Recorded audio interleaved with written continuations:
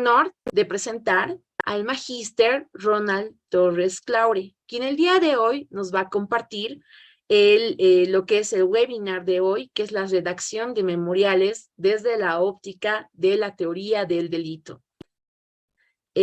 Como les había mencionado, vamos a aprender mucho sobre esta área. Él es magíster en Ciencias Penales de la Universidad Mayor de San Simón. Tiene diplomados en Educación Superior de Metodología basado en competencias de la Universidad Católica de San Pablo.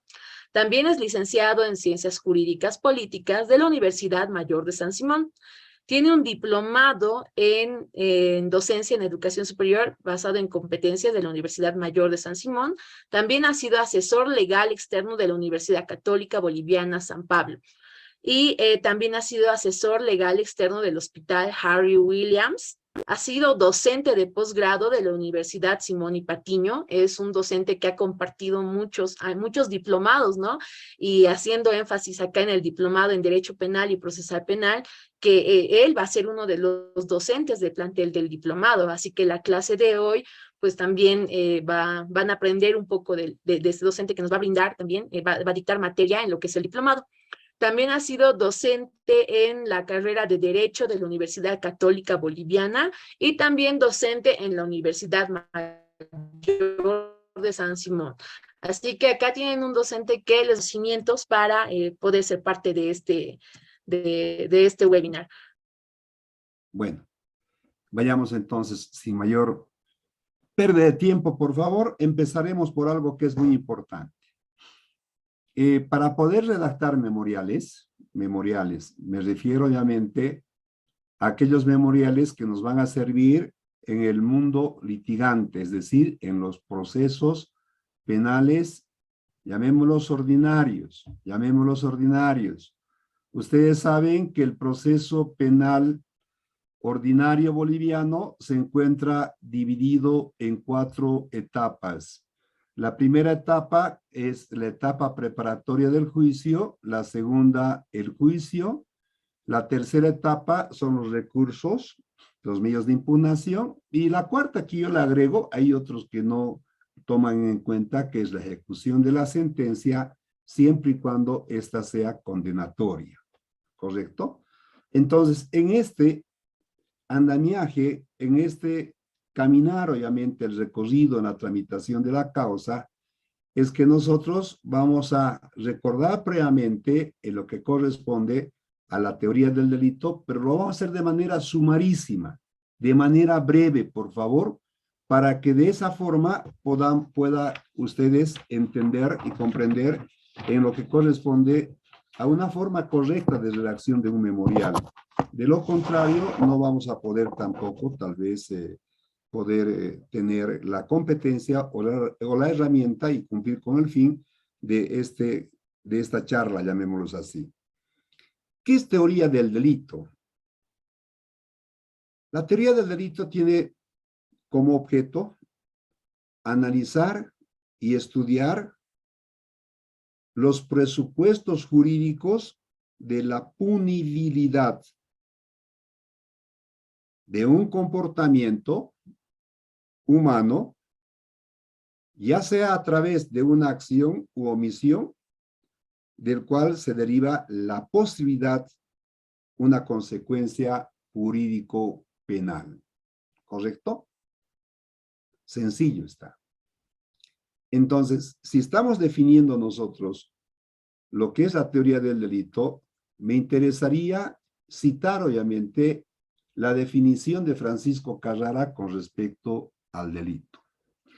Francisco Carrara define al delito como la infracción a la ley del Estado proveniente de un acto externo del hombre, positivo o negativo, moralmente imputable y políticamente dañoso. ¿Por qué estoy definiendo con respecto a lo del delito? Es a efecto de que les pueda motivar tal vez a ustedes y vean cierto tipo de estrategias en sus intervenciones cuando ustedes estén litigando en los procesos penales. ¿Correcto? Ahora, hay que tomar en cuenta Les he indicado que vamos a explicar de la manera más sencilla y resumida con respecto a la teoría del delito. Y para ello, necesariamente tengo que referirme a lo que es el tipo. Pero no confundan, por favor, el tipo, que en el barrio lo conocen ustedes a ese personaje, ¿no? A ese galán, ese es el tipo, dice, no. Me estoy refiriendo al tipo penal, al tipo penal. Ustedes saben que nuestro Código Penal tiene distintas o diversas, sí, definiciones, descripciones con respecto al tipo penal. Ustedes saben que cuando empieza la parte, si quieren ustedes, especial del Código Penal, a partir del artículo 109 está el delito de traición a la patria, ¿verdad? Ese es un tipo, por ejemplo, penal. Lo más familiarizado para nosotros, el tipo penal, tal vez sea el homicidio, ¿no? El que está previsto en el artículo 251 del Código Penal, o el feminicidio también. Fíjense que estos son tipos penales. Ahí tienen el nomen juris y resulta, está ahí la descripción hecha por el legislador, ¿verdad? Ese es el tipo penal, tipo. No vayas a confundir, por favor, con tipicidad, porque si confundimos con tipicidad, vamos a redactar muy mal nuestro memorial y vamos a ser objeto de crítica tal vez. Bien, entonces ya tenemos entonces ahí el tipo penal. El tipo penal no es otra cosa que la descripción que hace el legislador. ¿Sí? Todo lo que ven ustedes el texto en cualquier delito, ese es el tipo penal. En clases hago uso del artículo 251 porque es el tipo penal el más sencillo para poder comprender. ¿Recuerdan ustedes el 251? Arriba dice homicidio y luego su texto, si quieren ustedes la redacción, dice el que matare a otro, ¿verdad? Será sancionado. Entonces, todo esto hace el componente del tipo penal. Para entender mucho mejor, tal vez, o para profundizar nuestros conocimientos, es importante que debemos explicar que el tipo penal, sí, tiene un elemento objetivo, tiene un elemento subjetivo y tiene un elemento normativo. Si es que no estamos recordando o es que no tenemos conocimiento sobre lo que estoy manifestando, estimados colegas, también debe haber estudiantes y también no estudiantes tal vez en este grupo, resulta que no vamos a poder entender. Por ello es que quiero ir con calma, de tal forma que no solamente debo pensar que aquí tengo obviamente colegas, sino también deben haber cuasi colegas. Escuche bien entonces. El tipo, lo que hemos mencionado del 251 del Código Penal, tiene sus elementos. El elemento objetivo, el elemento subjetivo, el elemento normativo, y algunos también agregan el elemento subjetivo, si quieren ustedes, específico, ¿correcto? Ahora vamos a ir viendo en qué consiste cada uno de estos elementos. Es una subcategoría, por si acaso, de la tipicidad. No confundan el tipo con la tipicidad. Es una subcategoría. El elemento objetivo, ¿verdad? Así como escuchan ustedes, no, primeramente hay que tomar en cuenta que cuando decimos tipo, tiene un origen alemán esto, origen alemán, que es Tabestam, ¿no? Y Raúl Zaffaroni, el argentino, el profesor, indica obviamente o lo reconoce como un supuesto de hecho, ¿no? Es decir, como la materialización, obviamente, en lo que corresponde de la conducta. Este elemento objetivo es fácil de poder entender porque no es otra cosa que hay que tomar en cuenta que la consumación o la materialización de la conducta ilícita o delictiva del sujeto activo del delito. Para ello, es muy importante tomar en cuenta que bastará que concurra el derecho, si quieren ustedes, material, porque hay un derecho también formal, ¿no? Hay un derecho material y hay un derecho formal también. Entonces, hay que tomar en cuenta en esto de que el elemento objetivo está muy claro explicado de que consiste entonces en la materialización del hecho como conducta delictiva.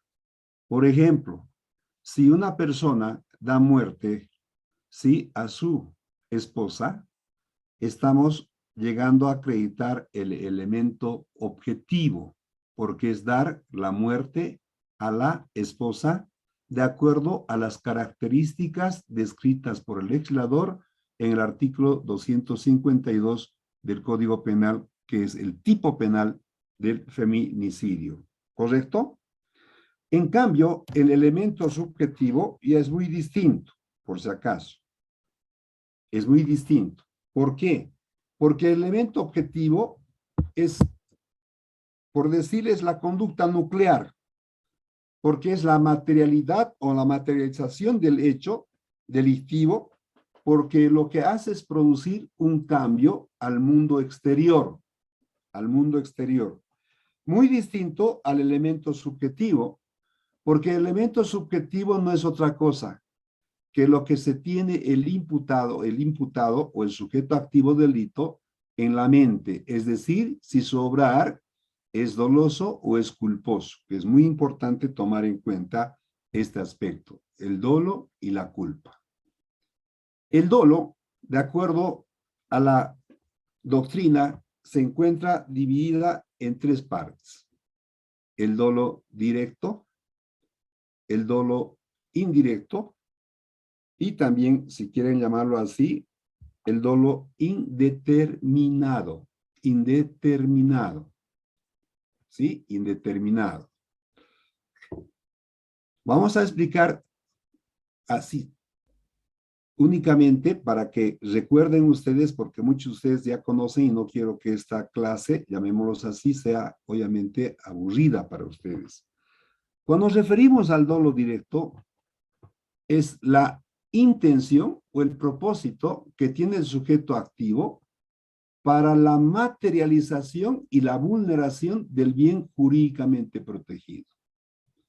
Por ejemplo, A quiere dar muerte a B.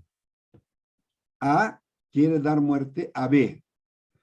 Es obvio que para dar a muerte a B, A lo que hace es cumplir con el iter criminis. No voy a explicar qué es el iter criminis, porque si no nos vamos a quedar varias clases, no solamente una noche, ¿no? Ya saben qué es el iter criminis, cómo es el recorrido del camino del delito.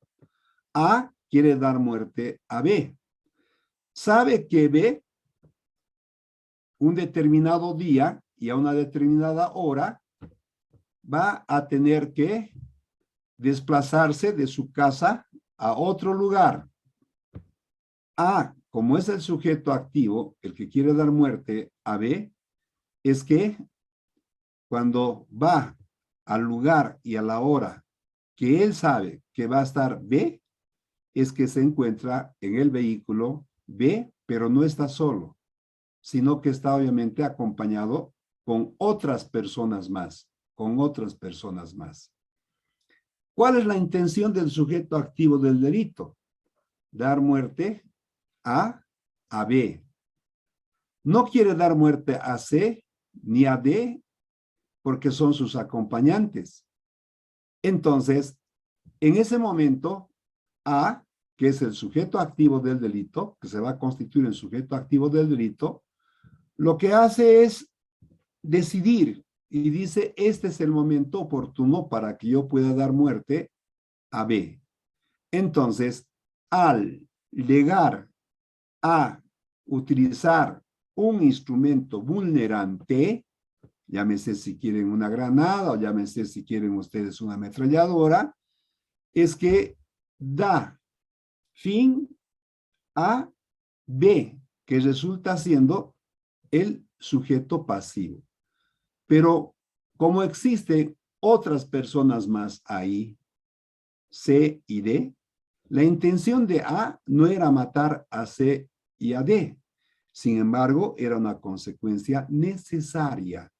Ahí es donde se materializa o se plasma el dolo indirecto. Me he dejado entender, ¿verdad? Dolo directo a la persona a quien obviamente pretende dar muerte el sujeto activo.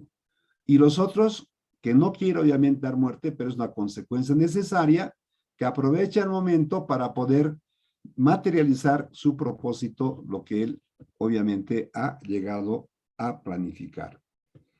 Hay un dolo indeterminado y seguramente muchos de los que me están escuchando han debido ser víctimas de este tipo de conducta. ¿Recuerdan ustedes que hay unos jovencitos de la calle que te lo rayan tu vehículo, ¿verdad? ¿Alguna vez ha aparecido su vehículo solamente rayado de usted? ¿Correcto? El mío sí ha aparecido rayado, mi vehículo. Pero el que raya no lo hace obviamente con la finalidad de perjudicar, identificando al propietario del vehículo. No lo hace porque no sabe de quién es, pero sin embargo lo hace con la intención de poder causar un daño sin importar quién sea el dueño. Ahí viene entonces en lo que corresponde el dolo indirecto. Para poder comprender con mayor profundidad en lo que respecta a este presupuesto del dolo, es muy importante tomar en cuenta que para que exista dolo, tiene que concurrir el elemento volitivo y el elemento cognitivo. Es decir, el elemento cognitivo de conocimiento. Son dos elementos que tiene que concurrir. Basta que quede ausente uno de ellos para que no se llegue a tomar en cuenta en lo que respecta a esta categoría de la conducta, como es el dolo, lo que estamos explicando. Consiguientemente, para que exista dolo, repito, tiene que darse entonces el cumplimiento del elemento cognitivo y el elemento volitivo. El cognitivo de conocimiento, está en la mente del sujeto que lo que quiere hacer lo hace de manera, sí, tomando en cuenta que tiene dominio del hecho y dominio también en lo que corresponde a la ejecución. ¿Lo hace en forma voluntaria? Por supuesto que sí, lo hace en forma voluntaria, no volitivo, de voluntad. Entonces, estos dos aspectos necesariamente tienen que materializarse para poder nosotros explicar en los memoriales en qué consiste obviamente el comportamiento doloso del sujeto activo del delito. Muy distinto a la culpa. No se olviden que estamos analizando el segundo elemento del tipo penal. Recuerden ustedes que hemos explicado el elemento objetivo, ahora estamos en el elemento subjetivo, ¿verdad? Y el elemento subjetivo, estamos repasando nuevamente, hemos indicado que no es otra cosa que el dolo y la culpa, hemos explicado en qué consiste el dolo y ahora hay que explicar realmente qué es la culpa. Pero no vaya a confundirse con la culpabilidad, que nada tiene que ver la culpa con la culpabilidad. En la culpabilidad no es otra cosa que la realización o la materialización, ¿sí?, del sujeto activo del delito, ya sea por negligencia o por imprudencia o la falta de cuidado. No nos olvidemos que nuestro sistema penal punitivo, nuestro código penal, en la parte especial, a partir del artículo 109, al establecer tipos penales, ¿correcto? Algunos solamente son delitos culposos. El 98% son delitos dolosos y el resto son delitos culposos. Para poder diferenciar si es un delito doloso o culposo y no dejar a la discrecionalidad de los operadores de justicia o de los abogados para que podamos interpretar de acuerdo a nuestro libre albedrío, es que en el mismo tipo penal, en el código, ustedes van a encontrar la palabra culpa. Si ustedes recuerdan el artículo 261 del Código Penal, cuando tipifica el delito de homicidio, lesiones gravísimas y graves en accidente de tránsito, en la descripción empieza el que, ¿verdad? El que resultare culpable. Si quieren el 260 del Código Penal, homicidio culposo. ¿Sí? O sea, son algunos únicamente los tipos penales que están dentro de la categoría de una conducta culposa y el resto resulta siendo que son delitos dolosos.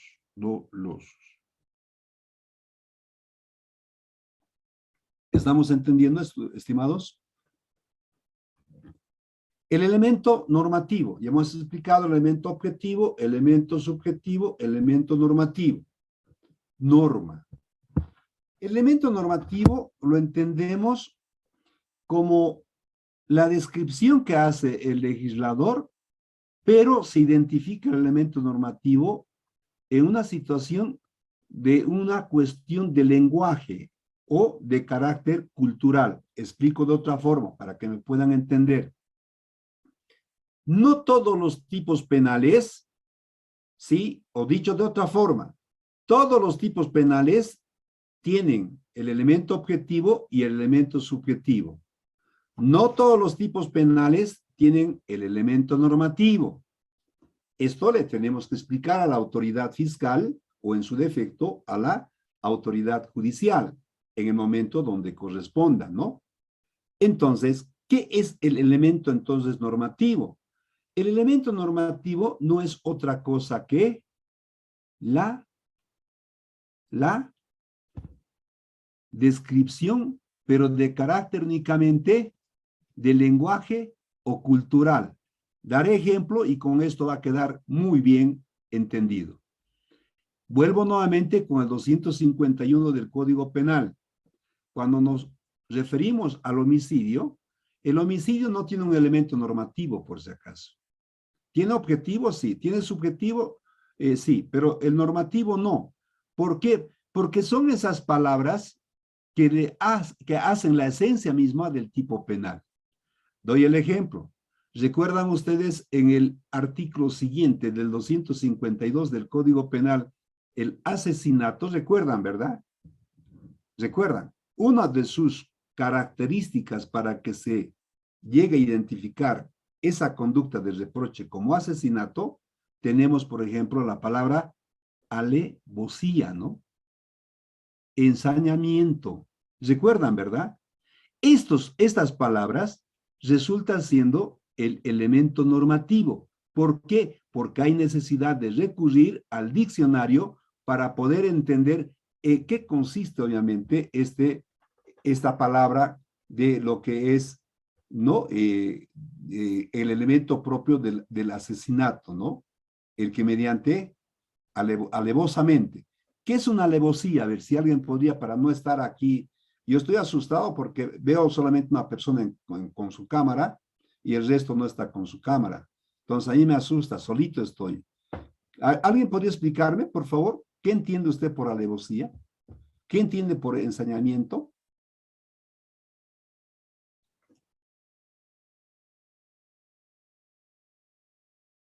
Hola. Pueden levantar su manita y los actúa la cámara.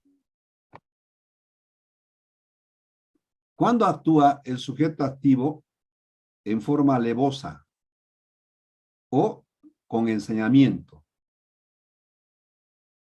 Eric Osvaldo Valdivieso, usted es colega, ¿no? ¿De Oruro? De La Paz, De La distinguido. Paz. Eric. Sí, distinguido. Linda Doctor. gente de La Paz, linda gente de La Paz. Muchas gracias. ¿Usted podría, por favor, indicarnos en qué consiste, obviamente, esto de la alevosía, el ensañamiento? Bueno, la alevosía se refiere estrictamente, bueno, a lo que una persona actúa con la intención de provocar un efecto buscado en un hecho. ¿Qué quiero decir? Alevosía es que cuando yo quiero golpear a alguien y causarle un daño, el mayor daño posible. A eso se refiere la alevosía. Muchas gracias. Ya, está bien, colega, no hay problema. ¿Saben qué? Es muy importante porque le tengo que explicar yo al juez en una audiencia. Si estoy en una audiencia de medida cautelar, tendré que indicarle al juez que el sujeto activo del delito ha obrado con alevosía. Y cuando digo alevosía, no es otra cosa que el ataque cobarde. Por la espalda le ha atacado. Eso se llama, obviamente, es identificado como alevosía. Muy distinto al otro elemento del tipo penal del asesinato, como es el ensañamiento, ensañarse. No es igual cuando una persona dispara una sola vez y víctima a la persona, eso no es ensañamiento. Ustedes muchas veces han escuchado a través de la información sobre asuntos delictivos, ha indicado que el sujeto activo del delito ha llegado a utilizar un arma blanca, llámele si quiere cuchillo, o lo que quieran ustedes, cortapluma, tijera, lo que quieran, y esa persona lo que ha hecho es asestarle 1, 2, 3, 4, 5 veces, por decirle. Se ha ensañado. Lo mismo sucede también cuando dispara, ¿no? El proyectil.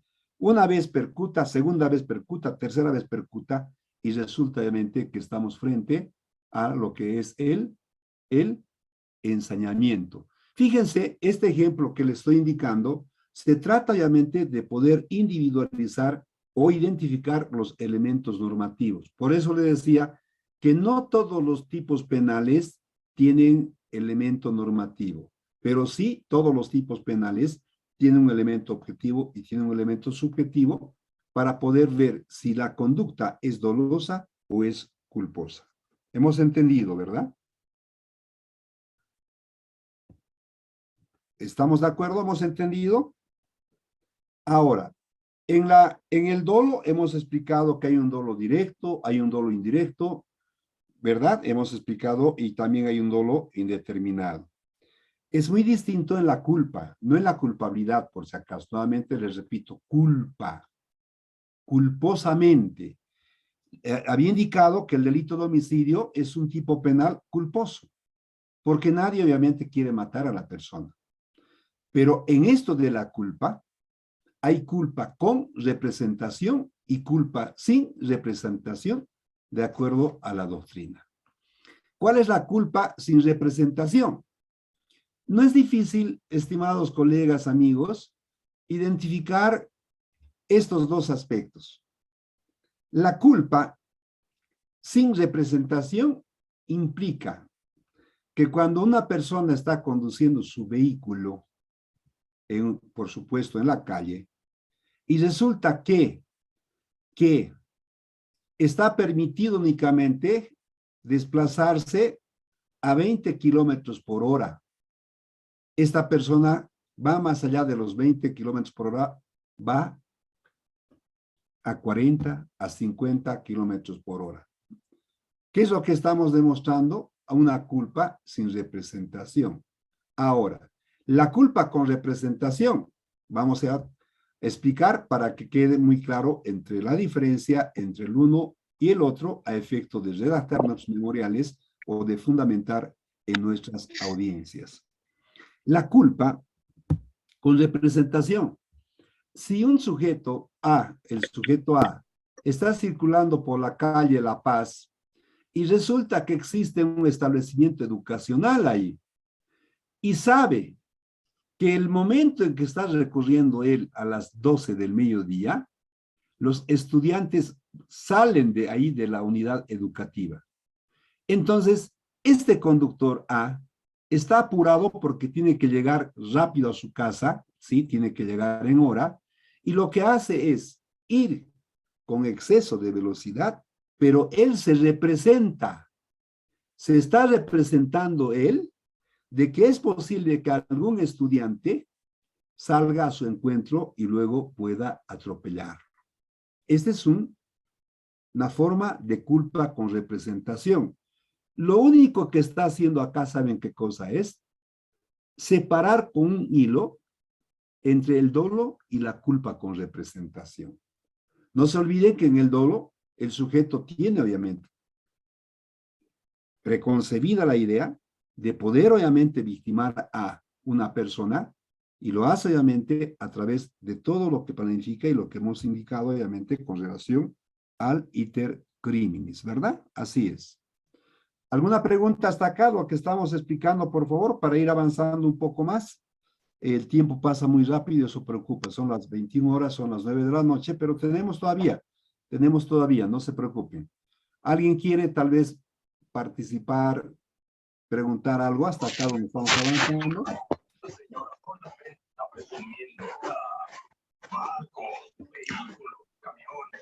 Gracias. Vamos a seguir, por favor. Ahora, como quiera que ya hemos hecho una especie de calentamiento para poder entender mejor lo que es esto de la teoría del delito a efecto de que tengamos que recordar nuestras herramientas para la redacción correcta de nuestros memoriales, es muy importante referirnos ahora en lo que corresponde a los elementos del delito. Elementos del delito. Y ustedes saben esto, algunos se han olvidado tal vez, pero hoy vamos a recordar. No se olviden que inicialmente los elementos del delito eran 7, recuerdan, ¿no?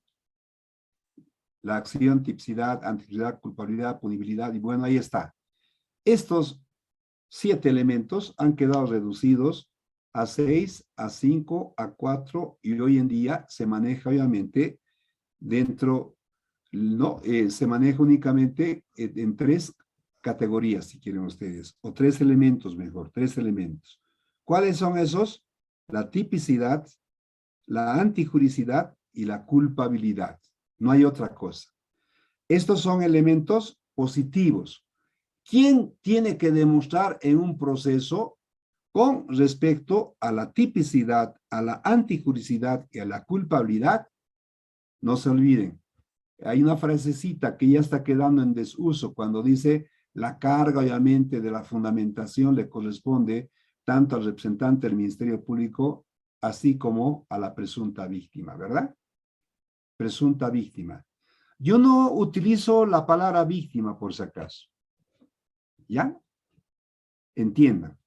¿Por qué no utilizo yo la palabra víctima? Porque existe un presunto autor. Sí, ¿verdad? ¿O es autor? No es autor, ¿verdad? Esa pareja penal. Esa pareja penal. Hay un presunto autor y hay una presunta víctima. Este es un lenguaje correcto en el derecho que tenemos que manejar, obviamente, en nuestras audiencias o en la redacción también. Mientras no exista una sentencia condenatoria ejecutoriada, sigue siendo presunto autor y sigue siendo presunta víctima. Señor juez, la presunta víctima ha ingresado en un fundamento falaz en su teoría del caso cuando plasma o materializa la denuncia, y bueno, podemos ir explicando obviamente por ese lado. Es un poquitito de, tal vez, de oratoria, ¿no? Entonces, la tipicidad es un elemento positivo, la antijuricidad es un elemento positivo y la culpabilidad resulta siendo otro elemento positivo. Vamos a explicar en qué consiste cada uno de estos elementos positivos. No nos olvidemos que la tipicidad es distinto al tipo penal. La tipicidad no es otra cosa que la adecuación de la conducta, del comportamiento del sujeto activo del delito en la ejecución de la conducta prohibida, Creo que es muy importante tomar en cuenta acá para entender mucho mejor, tal vez. No se olviden que Carvigney lo que hace al referirse a las normas llega a clasificar en normas prohibitivas, en normas imperativas y en normas permisivas, ¿no? Vuelvo a repetir, normas prohibitivas, normas imperativas y normas permisivas también. ¿Por qué estoy llegando obviamente a adelantarme con esto de la clasificación, obviamente, en lo que corresponde a estas normas? 3 formas de clasificación. Porque hay que tomar en cuenta que el elemento del delito, como es la tipicidad, hemos indicado que no es otra cosa que la adecuación de la conducta del sujeto activo del delito a la descripción del tipo penal. Colocaremos un ejemplo, a ver. Tenemos un marco, todos tenemos marco en la casa, ¿no? Todos tenemos un marco de la puerta, pero no tiene la puerta, solamente tiene el marco nada más. ¿Ustedes creen que si traigo una puerta ya para colocar, el carpintero va a colocar, y esa puerta está, ¿saben qué? Con 1 centímetro de más, o si quieren 2 centímetros, 1 centímetro de más, o está menos 1 centímetro? Esa puerta, seguramente usted como propietario, no va a recomendar que se coloque, ¿verdad?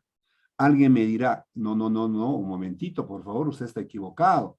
Pero yo esa puerta la puedo obviamente hacer reducir o la puedo hacer aumentar.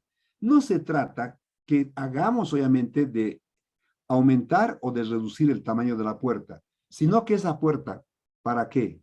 Se la tenga obviamente como bien elaborada, esa puerta tiene que estar justo, cabal, al marco. Y eso es entonces lo que quiero con este ejemplo que ustedes entiendan, que cuando indica obviamente la adecuación de la conducta humana al tipo penal es esto lo que se llama obviamente el elemento positivo del delito, que es la tipicidad. Estamos acreditando el primer elemento, ojo, el primer elemento. Entonces, como ya está acreditado el primer elemento, hay necesidad de acreditar el segundo elemento. No nos olvidemos que esto no se trata por capricho de indicar tipicidad, antijuricidad y culpabilidad. Hay un orden. Yo no puedo indicar culpabilidad, ¿sí? No puedo referirme obviamente tal vez a la antijuricidad y luego tal vez recién a la tipicidad, no. Porque si yo estoy examinando la tipicidad, ¿correcto? Entonces, si no hay la tipicidad, si no se da, no necesito examinar los otros elementos como es la antijuricidad y la culpabilidad. Es muy importante. Es una especie de filtro. Consiguientemente, primero tengo que acreditar en lo que respecta a la tipicidad. Ahí está. Vuelvo a repetir. Señor juez, el sujeto activo del delito ha adecuado su conducta al dar muerte a su esposa utilizando un arma de fuego el día miércoles 24 de agosto del 2022. Hagamos de cuenta que estamos en una audiencia de medida cautelar. Consiguientemente, estamos acreditando el primer elemento del delito que resulta siendo la tipicidad. ¿Vamos bien? Entonces, ahora, si hemos comprendido lo que es la tipicidad, vamos a comprender también en lo que corresponde la antijuricidad. Para que exista un delito, tiene que concurrir una conducta típica, antijurídica y culpable, ¿no? Típica, antijurídica y culpable. Vayamos viendo que en la antijuricidad se requiere que se acredite la lesión material y formal, es decir, nos hemos referido hace un rato antes con respecto a la clasificación, ¿no?, de lo que es el derecho material y el derecho formal. Para una comprensión muy fácil, cuando me refiero a la material, no es otra cosa con respecto a la norma penal sustantiva, es decir, a los tipos penales. El hurto, el robo, si quieren ustedes, no sé, la estafa, el estelionato, ahí está todo ese asunto, ¿verdad? En cambio, en lo formal es otra cosa, porque en lo formal hay que acreditar en lo que respecta a las causas de justificación. Vayamos con calma, no vamos a confundirnos en este asunto. Vayamos indicando entonces que la antijuricidad no es otra cosa que es contrario al derecho, contra iure, contrario al derecho. Si la norma indica el que matare a otra, si no está diciendo obviamente prohibido matar, pero no se olviden que el rato antes hemos explicado que las normas están clasificadas en normas prohibitivas. ¿Está permitido, está prohibido o no está prohibido matar? Claro, la respuesta inmediatamente salta y dice, está prohibido pues matar. Aunque el 251, el 252 y si quieren otros artículos, el 254 parricidio, lo que quieran llamar ustedes como tipo penal, calificarlos, resulta que en esos casos son normas prohibitivas. ¿Sí? Hay prohibición entonces. Hay una supralegal de que se entiende que está prohibido. Ninguno de los tipos penales dice prohibido robar, prohibido matar, prohibido violar, prohibido hurtar, prohibido estafar. No, sino que deja obviamente al sujeto y él sabe que si es que va a cometer el delito, sabe las consecuencias. Dejamos al libre albedrío de esta persona para que pueda actuar, ¿verdad? Si no tiene entonces esta persona la temperancia, que no es otra cosa, la capacidad de abstención, de no vulnerar bienes jurídicamente protegidos, lo que hace es proceder a la materialización, adecuar su conducta, lo que hemos dicho, la tipicidad. Entonces, en la antijuricidad no es otra cosa obrar, ¿sí?, a lo que indica la ley. La ley me prohíbe a mí el 331, el 332, el robo y el robo agravado, el 326 el hurto, el 335 la estafa, el 337 el estelionato. Si quiere vamos a los delitos de acción privada, la difamación, la injuria, la calumnia, el libelo infamatorio, bueno, todos esos tipos penales que están en el artículo 20 del Código de Procedimiento Penal en los delitos de acción privada, resulta que son obviamente conductas que son antijurídicas, ¿no? En un delito de acción privada, por ejemplo. El artículo 282, el 283. El 282 está tipificando el delito de difamación. El que de manera pública, tendenciosa y repetida divulgare un hecho, ¿sí?, o una conducta capaz de afectar la reputación de la persona. Fíjense que aquí hay un elemento, dice, el que de manera pública. Si no es pública, ojo, no estamos entonces nosotros adecuando la conducta al tipo penal, consiguientemente no estamos calificando bien. No es que no hay tipicidad, no estamos calificando bien. Entonces, para calificar bien, tenemos que conocer esos elementos que conforman obviamente en relación al tipo penal, ¿verdad? Lo mismo sucede en el artículo 283, el delito de la calumnia, ¿no? El que imputare falsamente la comisión del delito a una persona que no lo cometió. Imputar, ¿qué es imputar? Esto de imputar, por si acaso, es un elemento normativo, si quieren ustedes, si está en un tipo penal. Y está en el tipo penal del 283, como es la calumnia. ¿Qué es imputar? Cargar, atribuir, sindicar. El derecho es pura lógica, estimados colegas, estimados amigos. ¿Recuerdan ustedes este mi dedo? Este es el dedo índice, ¿verdad? Y cuando decimos aquel es, ¿qué estamos haciendo? Lo estamos imputando, indilgando, cargándole una responsabilidad. Al realizar ese momento, cuando se trata obviamente de sindicar con el dedo, estamos frente a la imputación informal. Seguramente ustedes por primera vez están escuchando esta palabra de imputación informal. Ustedes están habituados, familiarizados con el 302 del Código de Procedimiento Penal, que es la imputación formal, que es muy distinto, muy distinto. Yo no quisiera apartarme sobre esto de imputación informal y la imputación formal para poder, obviamente, porque el tiempo me está preocupando, a efecto de que podamos redactar nuestros memoriales. ¿Correcto? ¿Estamos de acuerdo? Entonces, en esto de la antijuricidad, se debe obviamente acreditar como elemento positivo del delito. En lo que corresponde a la antijuricidad, estimados colegas, amigos, hay que tomar en cuenta que cuando no se acredita el aspecto formal, entonces no habría una antijuricidad. Y estamos refiriéndonos a las normas permisivas. En las normas permisivas no es otra cosa que la aplicación de las causas de justificación. no es otra cosa que la aplicación de las causas de justificación. Y en esto de las causas de justificación, ustedes, por supuesto, también sobradamente conocen o recuerdan, obviamente, cuáles son esas causas de justificación. Pero lo vamos a hacer de la manera más rápida, por favor, sumarísima, a efecto de que cumplamos con el fin de este encuentro con ustedes. ¿Cuáles son las causas de justificación? Ustedes recuerdan el artículo 11 del Código Penal, que es la legítima defensa, ¿verdad? La legítima defensa, claro. Esto de la legítima defensa ha evolucionado. En principio se conocía como la defensa legítima. Defensa legítima. O sea, no me vaya a confundir entre la defensa legítima y la legítima defensa, por favor. No me confunda. ¿Por qué? Porque cuando recién apareció esto de la legítima defensa, no, antes había entonces la defensa legítima, al revés, defensa legítima.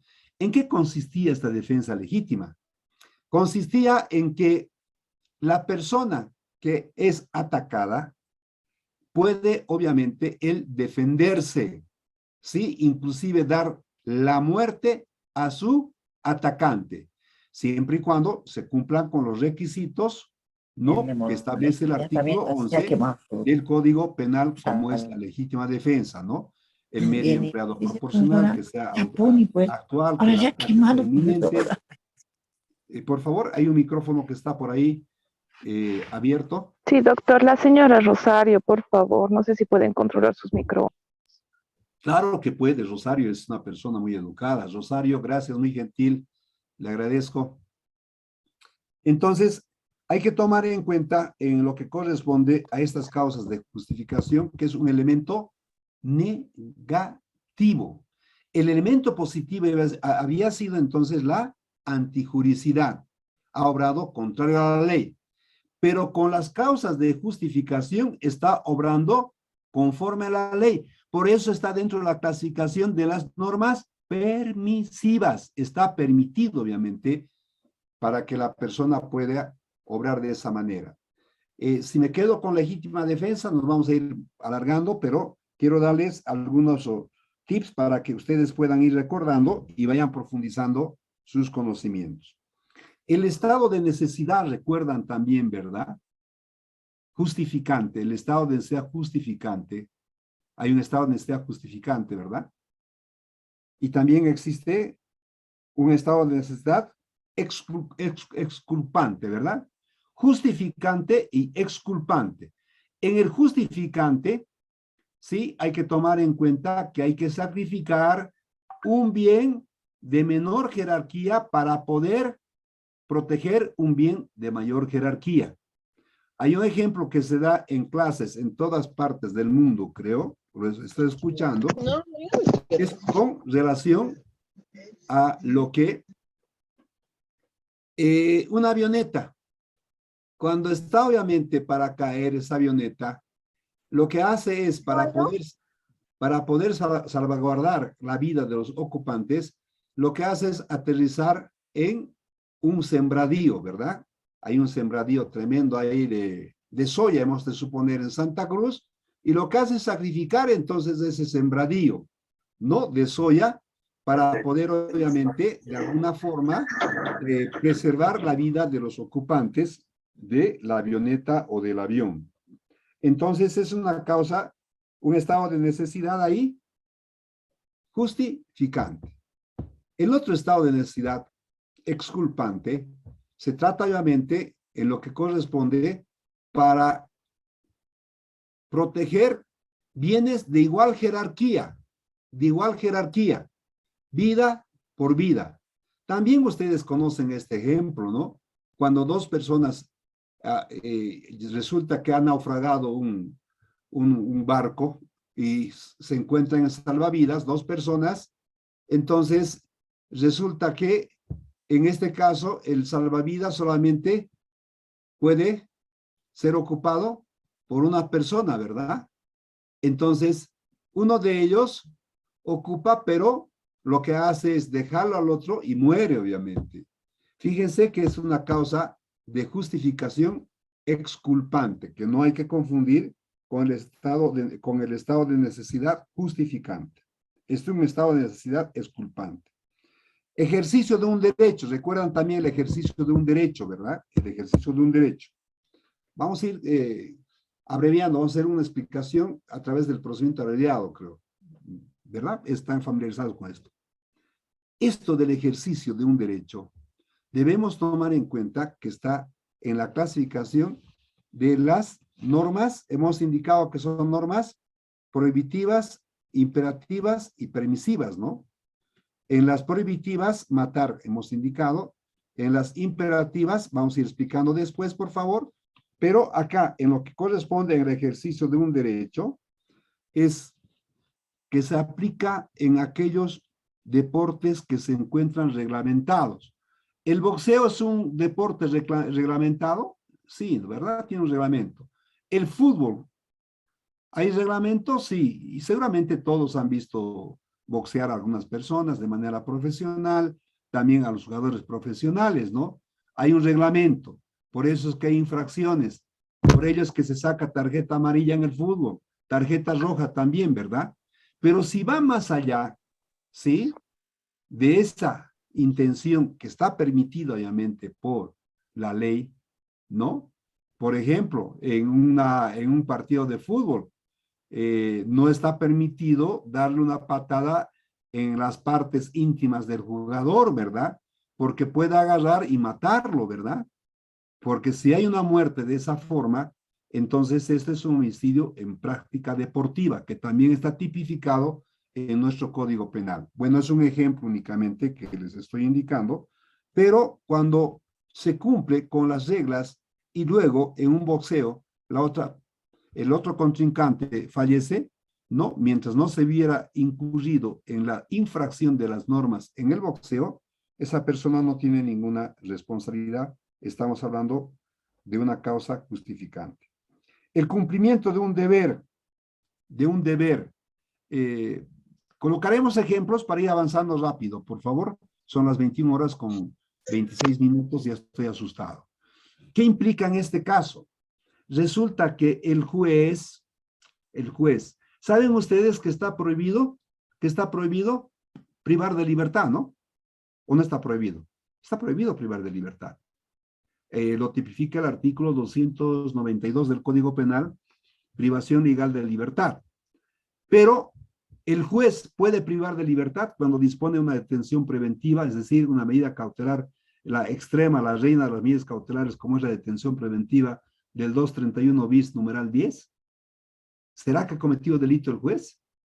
Si ha cumplido obviamente con los requisitos del 233 del Código de Procedimiento Penal, no ha llegado a cometer entonces ningún tipo de delito, ¿verdad?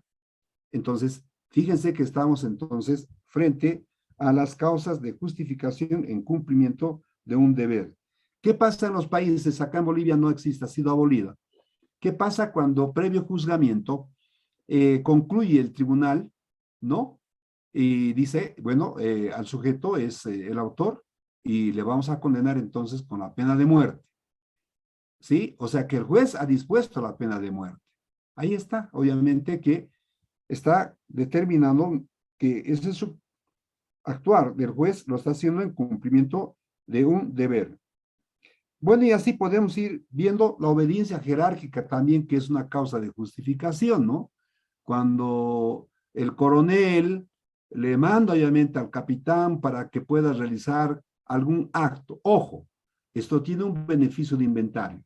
No es cualquier acto que va a obedecer tampoco el de jerarquía inferior. No es posible que el coronel le diga, sabes, pues anda a matarlo al otro coronel y vaya entonces y diga, no, resulta que aquí he obedecido, estoy frente a una obediencia jerárquica y de acuerdo a lo que he escuchado, las explicaciones, estamos dentro de una causa de justificación.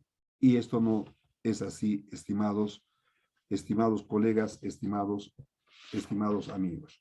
Creo que con este breve recordatorio con relación a lo que queremos obviamente cumplir con la redacción de los memoriales, es que vamos a dejar la teoría y nos vamos a ir a la práctica, tal vez Y para ello yo quisiera previamente que haya algunas personas que puedan, por favor, intervenir.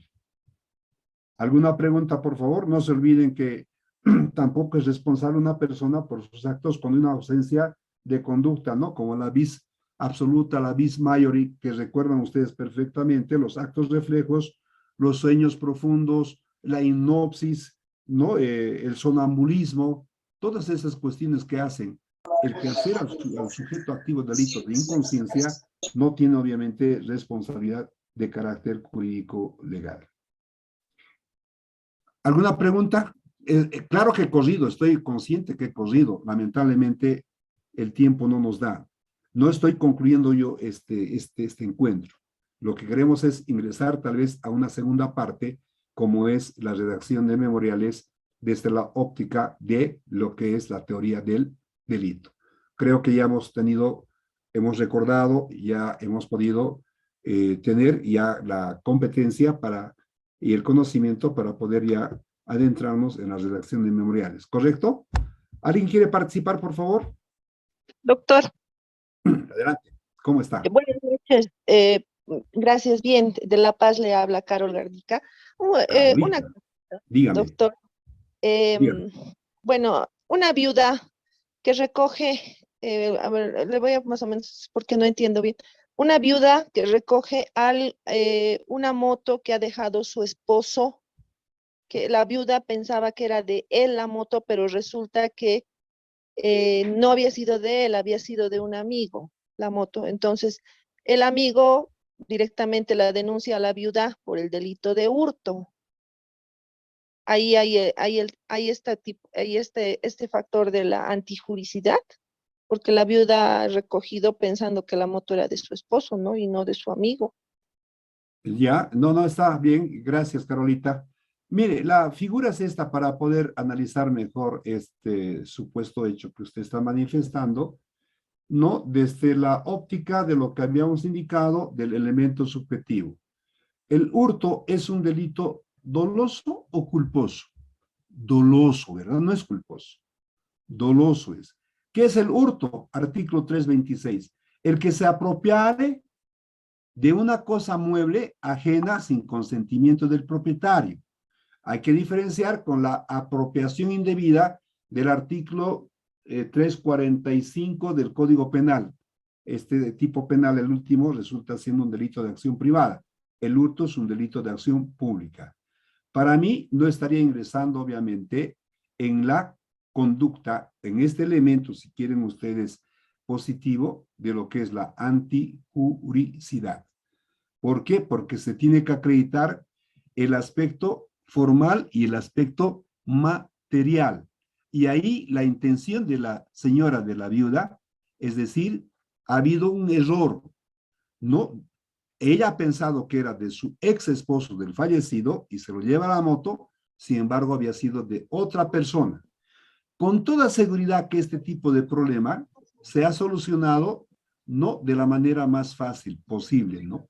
Porque cuando el dueño de la moto le dice, señora viuda, esa moto no puede llevársela usted, o devuélvame porque esa moto es mía, y le devuelve, resulta que no existe obviamente en lo que corresponde a la responsabilidad. No hay antijuricidad. Si bien el 326 dice que se apropiare de una cosa mueble, ¿no? De una cosa mueble sin el consentimiento del propietario, por supuesto, ¿no? Entonces, en este caso se está apropiando obviamente de una motocicleta que está dentro de la clasificación de los bienes muebles, pero resulta que el dolo y la culpa, y aquí no hay dolo.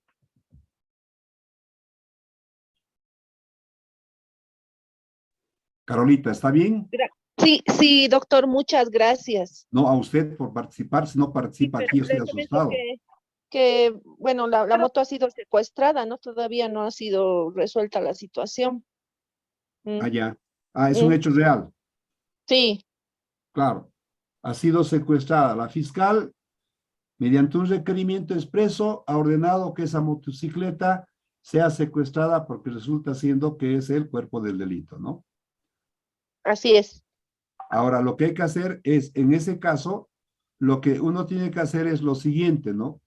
antes de que sea secuestrada esa motocicleta, hubiera sido bueno que se devuelva. Pero aún así, escuche bien, la señora lo que tiene que hacer es dentro esta etapa preparatoria del juicio, que debe estar en la subetapa, debe estar en la diligencia preliminar, tiene que generar elementos de convicción. ¿Cuáles son esos elementos de convicción?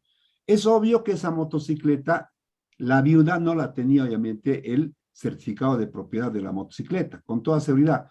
Porque si tiene el certificado de propiedad la señora, puede entonces aducir en su defensa de que esa motocicleta lo adquirió el esposo y que ella obviamente es poseedora y tenedora de la motocicleta. No nos olvidemos que es un bien sujeto a registro, como el vehículo, por ejemplo, ¿no? Pero como la casa, los bienes inmuebles. Pero como en Bolivia prima obviamente esa cultura de la informalidad que pasa de la venta de A a B, a C y a D, y el último recién tramita el carnet de propiedad, entonces hay que manejar esta parte cultural para poder asumir defensa y proponer testigos.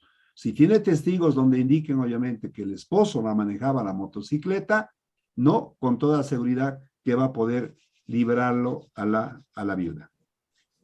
Muy amable, doctor. Gracias. No Tenga tiene por buen qué. día. ¿Alguien Estimado más, por doctor, favor? sí, ¿Alguien? Walter Mancilla, no, Jimena Parra levantó la manito antes. ¿Jimena? Jimenita, a ver, vamos con usted. ¿Qué pregunta quiere hacer? Buenas noches a todos los colegas. Quería consultarle, y constituye un elemento de antijuridicidad, por ejemplo, en el caso de las resoluciones contrarias a la Constitución, malversación de fondos.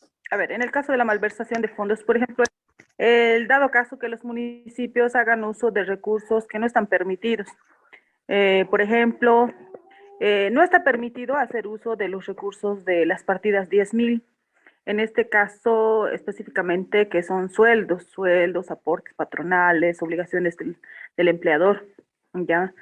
Es un caso real, en realidad, ¿ya? Y resulta de que han hecho uso de esos recursos con la autorización de un consejo municipal, pero resulta que el consejo no tiene atribución de hacer esas modificaciones presupuestarias, porque el único que tiene atribución de hacer estas modificaciones es el viceministerio de presupuesto. Ya, entonces, bueno, ambos han incurrido en error, sea el ejecutivo que ha solicitado una modificación en esas partidas y sea el legislativo que ha aprobado la modificación con esas partidas y le otorgó el presupuesto. Ya, resulta de que se ha ejecutado el presupuesto en su totalidad y a mi criterio, o sea, se ha constituido el delito, se ha consumado ya a la ejecución del gasto de la totalidad del presupuesto que les habían aprobado, pero a mi criterio hay malversación de fondos. Cuando se presentó una denuncia, como usted ha considerado el elemento antijuridicidad, algo así me ha respondido la fiscal, y a mi criterio no corresponde.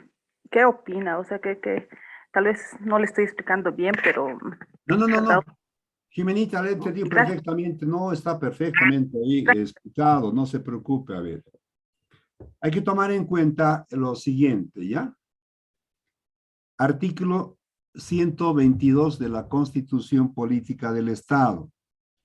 Este artículo me encanta a mí, le digo. Este artículo está constitucionalizado para evitar el abuso de poder, por si acaso.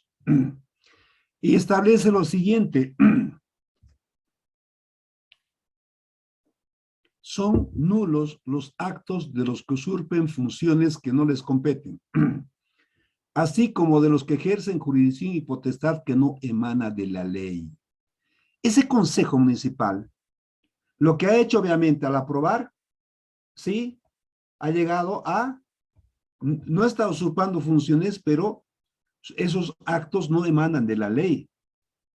¿Por qué? Porque en el POA, en el presupuesto anual, operativo anual, resulta que esos dineros, no importa el monto, está presupuestado, en el caso que nos indica la colega, para salarios. Así sea para otras cosas, no importa, pero no puede destinarse ese presupuesto para otros gastos, ¿no? Y ahí es donde se materializa y se consuma el delito de malversación de fondos. Ahora, la fiscal cuando le ha indicado con respecto a la justifique o explique la antijuricidad, seguramente le ha indicado, ¿verdad?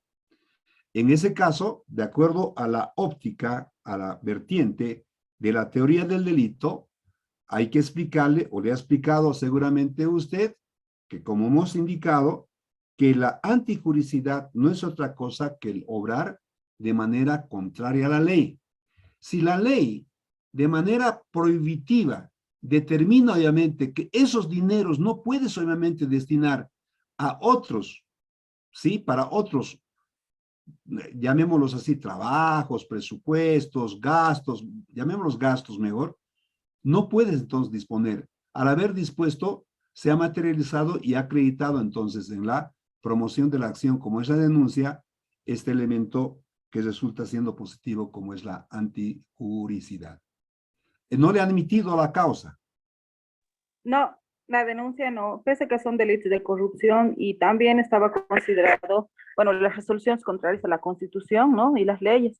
En realidad es Artículo fiscal. 153, claro que sí, también se adecua ahí y es un tipo penal muy apropiado, obviamente, en este hecho. ¿Y qué es lo que ha hecho usted si no le ha admitido? Porque si bien el artículo 55 de la ley del Ministerio Público, ¿no? ¿Qué determina la ley 260, la ley orgánica del Ministerio Público de 2012?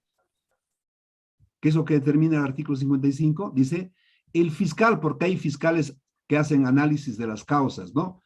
Cuando se promociona una acción penal mediante denuncia o mediante querella, hay un fiscal, o dos o tres, no importa el número, pero hay una oficina ahí donde ingresan las causas nuevas, analizan ellos, por eso son fiscales analistas. Y ellos son que sirven como una especie de filtro, y este artículo 55 determina que los fiscales pueden, en este caso, rechazar, si quieren, o desestimar. Lo desestima, no le admite entonces. Para ello existe, usted sabe, el remedio legal. ¿Cuál es? No hay otra cosa que la objeción a esa resolución de la no admisión para que sea la autoridad jerárquica, que es el fiscal departamental de cada departamento, sea el que tenga de alguna forma que corregir, ¿sí?, ese requerimiento que es absolutamente arbitrario, anómalo de parte del fiscal analista. Agotado esto, tengo la otra posibilidad del recurso extraordinario, como es el recurso de acción de amparo constitucional.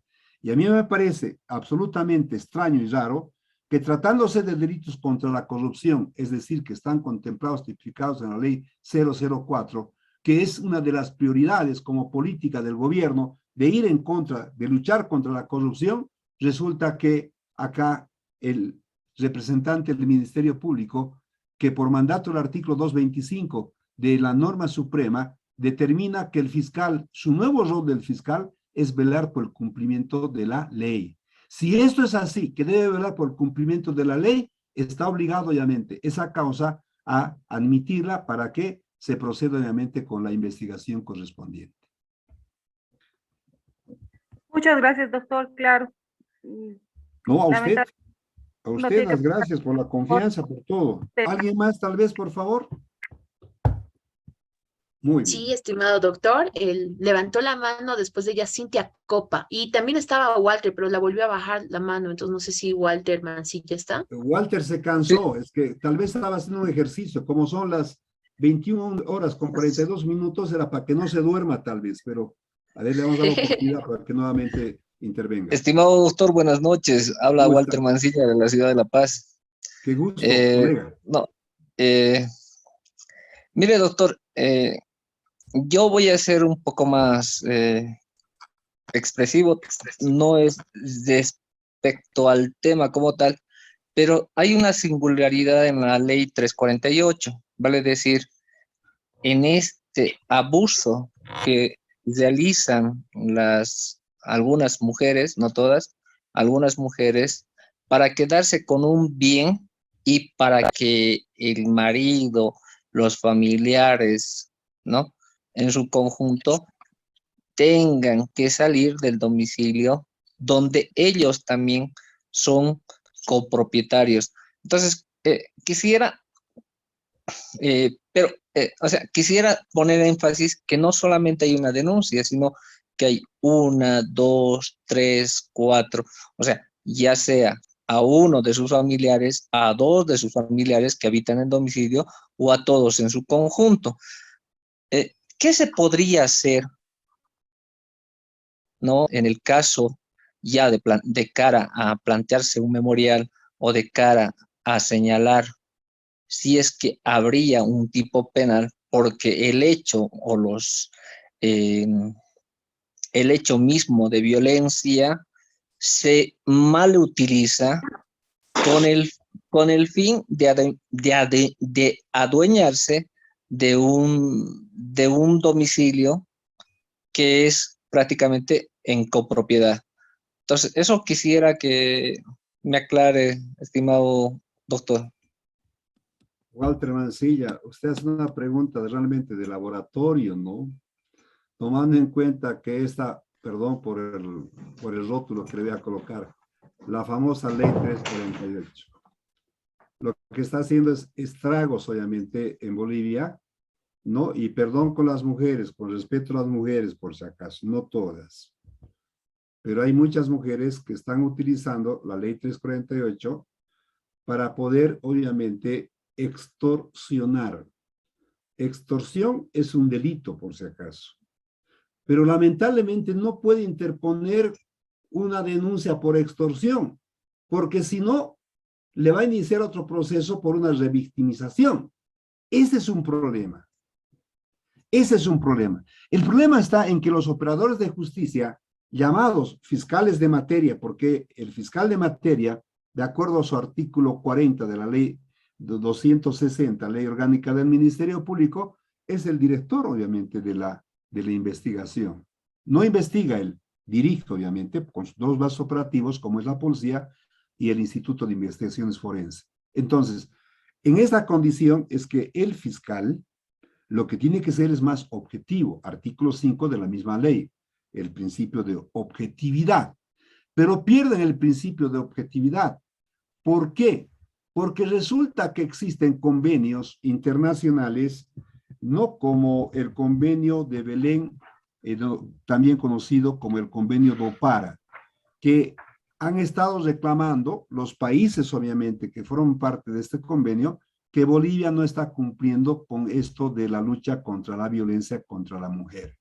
De ahí viene, y lo estoy diciendo públicamente, directrices, ¿no?, de ciertas instituciones para que ellos obren con todo el rigor de la ley. Entonces, ese rigor de la ley implica obviamente el abuso de poder del fiscal o también de los jueces cuando disponen de detenciones preventivas, cuando definen la situación procesal del imputado. El amigo no quiere escuchar un comentario, dice, quiero yo obviamente que usted, si puede, me dé un consejo o una solución a este problema. Lo único que se puede hacer en esos casos, no hay otra salida lamentablemente, es que en cada hecho, no estoy refiriéndome tipo penal, porque sabe que el derecho penal no es de tipos penales, sino que es de hecho. Cada hecho se supone que tiene una teoría del caso, y de acuerdo a esa teoría del caso, hay que, de alguna forma, acreditar con respecto a la inexistencia de la teoría del caso o los elementos constitutivos del tipo penal, para poder determinar la atipicidad a futuro. A futuro, en el requerimiento conclusivo de la diligencia preliminar, en el artículo 301, numeral 3, con el rechazo. O en su defecto, si hay una imputación formal, con el 323, numeral 3, con el sobreseimiento. Si va más allá, habría que buscar ante el órgano jurisdiccional del juez para que se obtenga una sentencia absolutoria de acuerdo al artículo 363 del procedimiento penal. Le digo que otra receta difícilmente va a poder conseguir jurídicamente, porque esta ley, vuelvo a repetir, está haciendo obviamente estragos en las familias, fundamentalmente cuando, y la base es esta, por si acaso, la base está en la materialización, es decir, en que los aspectos materiales como la casita, el dinero que han dejado como herencia, y todo lo que quieran ustedes, va por ahí, o cuando existe una controversia en el matrimonio, lo que hace es la mujer agarrar, denunciarlo y sacarlo de la casa, obviamente, al marido, sin que tenga, obviamente, el derecho de utilizar, sabiendo que se trata de un bien, obviamente, ganancial, inclusive, ¿no? Medidas de protección, las famosas medidas de protección. Complicado, le digo, es eso. Eso es hacer una buena cirugía, no hay otra cosa.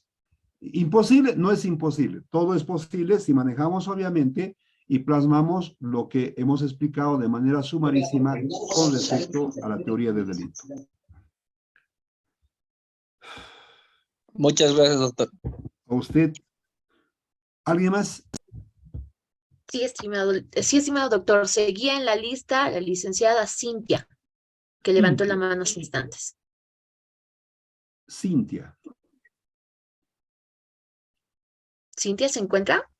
Sí. Buenas noches, doctor. Cintia Algo Copa, breve, buenas doctor. noches. Espero que hubiera valido la pena haber esperado los 15 o 20 minutos creo que he demorado. Espero que así sea. Cintia, le escucho claro. cuál es obviamente lo que quiere usted compartir conmigo. A ver. Sí, doctor, habla de una diferencia en lo que es de la acción pública a instancia de parte, la acción privada y la participación del Ministerio Público que está en estas. ¿Qué es lo que quieres saber, Cintia? En realidad, las diferencias que existen en ellas y ¿Ya? de qué forma Cintia. actúa el Ministerio Público. Claro. Cintia, vayamos viendo. A ver, le voy a explicar de manera así muy rapidito, así, cortito, ¿ya? Lo primero que tenemos que hacer, estimados colegas, y hay estudiantes y no estudiantes también, seguramente hay personas que les interesa el derecho, porque todos debían saber el derecho, es que no se trata de mencionar, muchas veces agarran y dicen delito público, delito privado, delito de instancia de parte. No, no, no, no, no, no. Eso está muy mal. Lo que tenemos nosotros que denominar es acción. La forma de promoción de la acción penal. Hay que promocionar la acción penal. ¿Cómo la promociono? Tomando en cuenta la nueva clasificación que la ley 1970, porque hace una nueva clasificación, en el Código de Procedimiento Penal de 1973 no teníamos esta clasificación. Hoy en día tenemos obviamente esta clasificación. ¿Y cuáles son? No se olviden que el artículo 19 del Código de Procedimiento Penal, ahí está con respecto a lo que es cuáles son los delitos de acción pública a instancia de parte, porque tiene un procedimiento a prima fase, ¿no? Al inicio, no, muy especial. Muy diferente a los delitos de acción privada que está en el artículo 20 del Código de Procedimiento Penal, como su nombre indica, no le interesa al Estado. Es un interés únicamente entre partes. Por ello es que en estos delitos de acción privada no participa el representante del Ministerio Público denominado fiscal de materia y lo replica y lo llega a acuñar el artículo 18 de la Constitución Política del Estado. No participa. El fiscal solamente participa como director, no en lo que corresponde a los delitos de acción pública. Yo los denomino los puros y los delitos de acción pública los impuros. ¿Cuáles son los impuros? Los delitos de acción pública a instancia de parte, que tiene un tratamiento obviamente especial en cuanto a su procedimiento. Si la víctima no promociona la acción penal, resulta que el representante del Ministerio Público ni la policía tienen jurisdicción y competencia y sus actos estarían obviamente de alguna manera encuadrados dentro de un marco de la ilicitud, dependiendo qué actividad es la que tiene que realizar. Salvo en lo que se trata de los delitos flagrantes, artículo 230 del Código de Procedimiento Penal, recuerdan ustedes en la doctrina la flagrancia directa, la flagrancia indirecta o la cuasi flagrancia si quieren y la flagrancia presunta, ¿no? ¿Recuerdan, no? porque si no llegamos nosotros a determinar también esto, tampoco podemos ingresar al trámite del procedimiento inmediato, ¿no? Que está establecido en el artículo 393 del Código de Procedimiento Penal. Conclusión. En los delitos de acción pública, los puros, los que no están en el artículo 19 ni el artículo 20, porque hay un casillero ahí, mentalmente, el artículo 8, numeral 1 de la ley 260 y otros, obviamente, como el 225 de la Constitución Política del Estado, determina que es obligación del representante del Ministerio Público promover acciones de oficio. Claro, estamos muy lejos de eso, por si acaso, ¿no? Eso es, la teoría es muy bonita, las charlas son bonitas, en la academia es bonito hablar estas cosas, pero después en la praxis resulta que el fiscal no cumple con su rol de promover la acción de oficio. Ahora, en cambio, los delitos de acción pública a instancia de parte, que ahí hay que tomar en cuenta del artículo 19 del Código de Procedimiento Penal, mientras la presunta víctima no promocione la acción penal, el fiscal ni la policía tiene, obviamente, en este caso, competencia. Si bien, tratándose de un delito flagrante, interviene autoridad preventora, el que previno primero, ¿quién es? El policía. Y lo que hace es acopiar los primeros elementos de convicción que se tiene en el escenario, si quieren ustedes, del crimen, ¿no? Pero dentro de las 48 horas, si es que la víctima no llega a denunciar, pierde competencia el fiscal y pierde competencia el policía. No puede hacer absolutamente nada. En cambio, los delitos de acción privada del artículo 20, claro, en los delitos de acción pública, instancia de parte, hay excepciones, por si acaso. Hay excepciones. ¿Cuáles son las excepciones? Cuando las víctimas son menores de edad y los interdictos también. Ahora, los delitos de acción privada del artículo 20 tienen un procedimiento especial. Usted va a ir al Código de Procedimiento Penal y va a encontrar procedimientos especiales, indica en el artículo 375, que a partir de ahí 375, 376 y otros es para los delitos de acción privada. En los delitos de acción privada no interviene el fiscal ni la policía. Consiguientemente, no existe una etapa preparatoria del juicio, pero sí existe un acto preparatorio. ¿En qué consiste ese acto preparatorio? ¿En qué consiste? Hemos de suponer, está muy de moda, creo, que a través del celular al WhatsApp envían, ¿no?, cierto tipo de calificativos, adjetivizan a las personas, los insultan, todo ese asunto, y estamos frente a un delito que está tipificado en el Código Penal de libelo infamatorio, artículo 287, segunda parte del Código Penal, ¿correcto?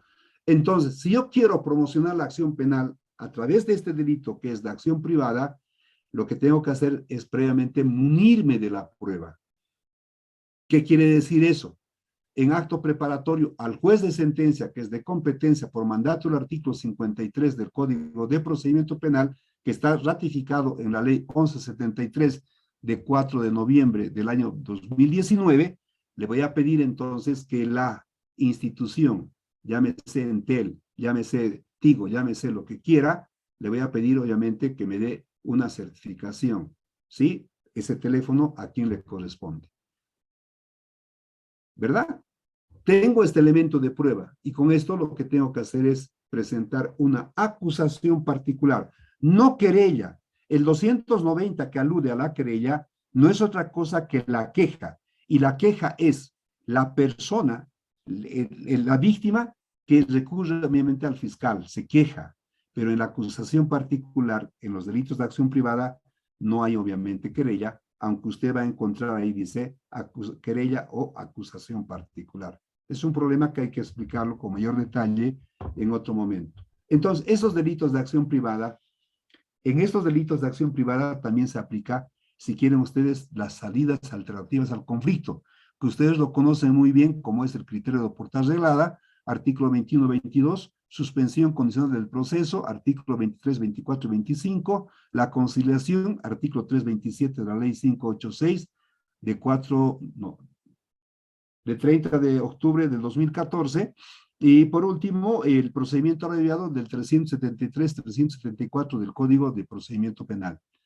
Pero en los delitos de acción privada, y aquí agrego, nadie ha hecho mención sobre esto, perdón que les diga esto, pero el artículo 289 determina la retractación. Y la retractación para mí, en la academia hay que enseñar obviamente de que se trata de una salida alternativa al conflicto en los delitos de acción privada. Si es que se retracta, pone fin obviamente a la tramitación de la causa sin perjuicio de que tenga que pagar las costas del proceso. Y si no, tenemos que ir nomás a la conciliación. No hay conciliación, hay que obviamente notificar a la otra parte para que en los 10 días presente su prueba y ingresamos al 340 del procedimiento penal y luego dicta el auto de apertura de juicio, señala juicio y en ese juicio es a partir del 344 y siguientes del procedimiento penal es que se debe de alguna manera desarrollar con los principios de oralidad, contradicción, publicidad y tucuimaj, ¿verdad? Y tenemos el producto final que es la sentencia absolutoria o condenatoria y ahí ingresamos a la tercera etapa que es los recursos. Perdón por la apuranza, perdón, pero hay algo que es muy importante, estimados colegas, amigos. De alguna forma me voy a autonombrar tal vez como activo fijo de la Universidad Simón y Patiño. ¿Por qué les digo? Porque les voy a dar mi teléfono y cuando ustedes tengan alguna duda, agarran, me llaman o me mandan al WhatsApp y yo le voy a contestar con todo, ¿sí? Lo que se pueda. 717 5 6 6 16 es mi teléfono. 717 5 6 6 16. Entonces, como va a concluir esta charla que tenemos, en algún otro momento pueden tener tal vez ustedes alguna dudita y se confían en mí, háganlo con todo. El derecho, obviamente, que les corresponde, porque ustedes son de la familia de la UCIP también, un mensajito por WhatsApp y yo le voy a responder en el momento oportuno. ¿Alguien más?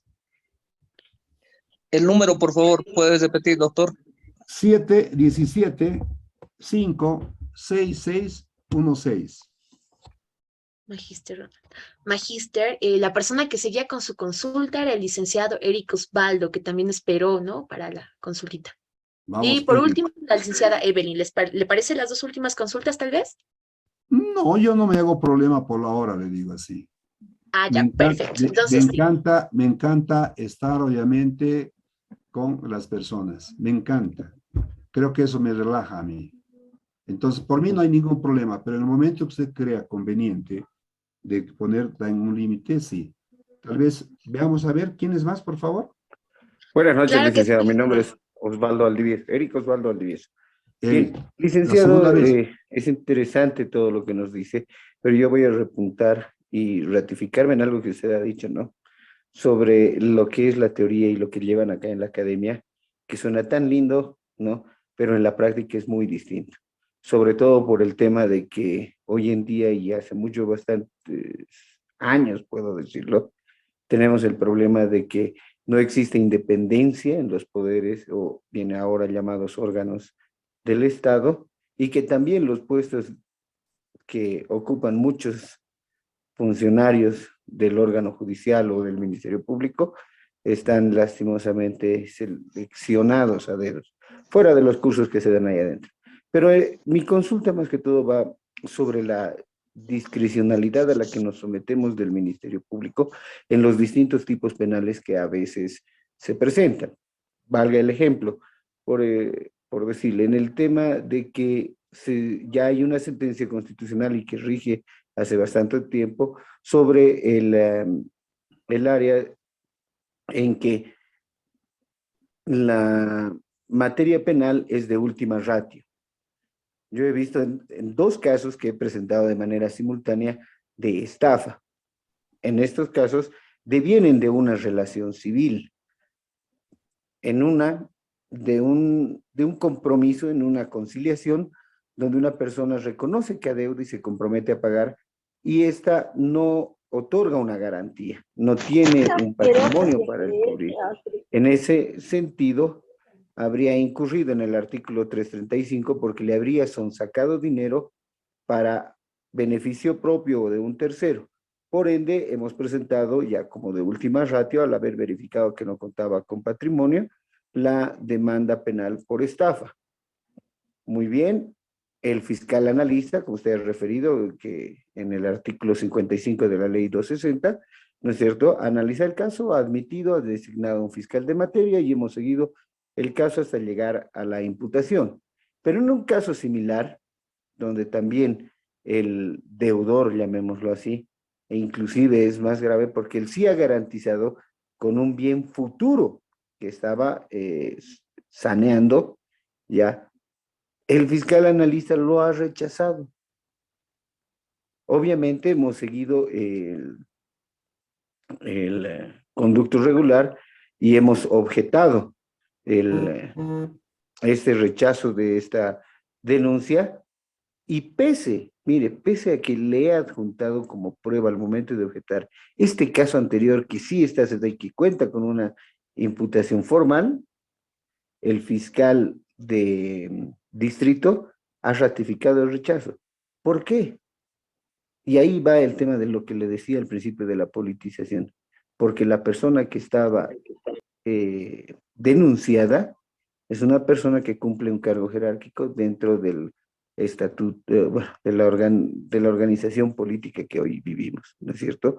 Entonces, lastimosamente ahí está también el tema o entra de la inseguridad. Pero lo que a mí me gustaría, por favor, si puede abundar un poquito en el tema, es sobre la situación de última ratio, porque a veces de una relación civil, cuando uno ya termina la sentencia, tiene la ejecutoria y no tiene dónde ejecutar más, nace la responsabilidad penal. Muchas gracias, licenciado. Buenas noches. A usted las gracias, a usted las gracias. A ver, usted conoce el auto supremo de la criminalización de los documentos civiles, con toda seguridad que conoce usted, ¿no? Y ahí viene obviamente el fundamento con relación a la teoría del delito en lo referente al elemento del dolo. La intención obviamente de engañar del 335, ¿no? Que es determinante. Sabemos que el artículo 1466 del Código Civil, con su nomen juris, inexistencia del apremio corporal por obligaciones civiles, no, de alguna forma marcan para que sirva como filtro a efecto de que las convenciones civiles es que no se puede obviamente criminalizar. A mí me parece algo raro, estimado colega, cuando indica en el caso de la estafa del primer caso, dice, una conciliación. Ninguna conciliación, artículos 65, 66, 67 del órgano judicial y 327 de la ley 586. Cuando hay una conciliación, no se supone que se lo hace con intervención de la autoridad, porque si no interviene la autoridad no es una conciliación, es una transacción. La diferencia es esa. Si estamos en una conciliación, llamado obviamente donde el fiscal o donde el juez, estas dos autoridades o cualquiera de ellas están en la obligación no moral, jurídica, de que en ese documento de conciliación tiene que estar garantizado el pago, no importa futuro, tiene que dar una garantía entonces suficiente como para poder recién obviamente aceptar en lo que corresponde a la conciliación. Porque la conciliación no resulta siendo una forma de declarar extinguida la acción en virtud del artículo 27 del Código de Procedimiento Penal, creo que está en el numeral 6, no me lo pida mucho por ahí, pero está en el artículo 27, causa de extinción, y ahí va. Pero lo que a mí me está preocupando es el otro caso, cuando indica que el sujeto activo del delito ha garantizado con sus bienes futuros, dice, ¿no? En sí, era un préstamo de dinero Sí. para regularizar el derecho propietario que habría adquirido, ¿ya? Y ese bien inmueble se iba a constituir en la garantía del crédito, ¿ya? Ajá. No estaba Pero ¿qué es lo que... registrado. No o sea, estaba registrado el inmueble, ¿verdad? claro. No, Si no está el registrado el inmueble inmueble, no usted estaba sabe, registrado todavía, pero existía la escritura pública. no importa. Entonces, A ver, vayamos por ese lado, colega. Somos hombres de derecho. así es. ¿Sí? Ahora veamos viendo este asunto. A ver. ¿Qué artículo es del Código Civil? 1538, publicidad. Publicidad. 1538 del Código Civil. Como quiera que es un bien inmueble, está sujeto a registro, igual como ocurre con los vehículos, artículo 21, para los vehículos del Código de Tránsito. El carnet de propiedad es el único documento que acredita el derecho propietario. En los inmuebles, el folio real, si quieren ustedes la matrícula computarizada, si no se ha registrado o no se ha inscrito, esa persona no es dueño. Y como dueño no puede dar en garantía algo que no le corresponde. Consiguientemente, ingresamos a la calificación del tipo penal del artículo 337, que es el delito de estelionato, y no así como estafa. Tiene razón. Le agradezco muchísimo por la aclaración. Cuando guste. Muy bien, gracias. A usted por la confianza. A ver, hay 21 personas que están esperando, dice, no, mentira. A ver, ¿quiénes más quieren participar? La licenciada Evelyn Mamani Ceballos es la que sigue en lista. Y Perfecto. bueno, antes de, perdón, licenciada Evelyn, y perdón, licenciada Rona, antes de continuar, pues quería leer unos pequeños comentarios que están en el chat.